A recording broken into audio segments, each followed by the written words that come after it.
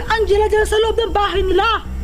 Sus! Yun na yun! Ang dali-dali lang naman papatayin lang yung laruan na yun. Kaya nga. Pero tandaan ninyo, nagmumulto dyan si Talking Angela. Kaya huwag kayo nagpapahuli. Bakit? Ano bang mangyayari pag nahuli kami ni Talking Angela? Ewan ko, baka kainin kayo. Katakot. Talaga lang ah.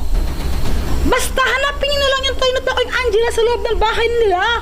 And then i-turn off nyo para mawala na yung multo na yon. Kapag nagawa nyo yon, bibigyan niya daw kayo ng reward. O sige, game!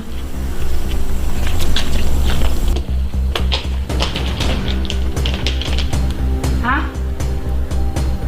Ano? Sabi ko dito ako, dun ka. Ah, okay.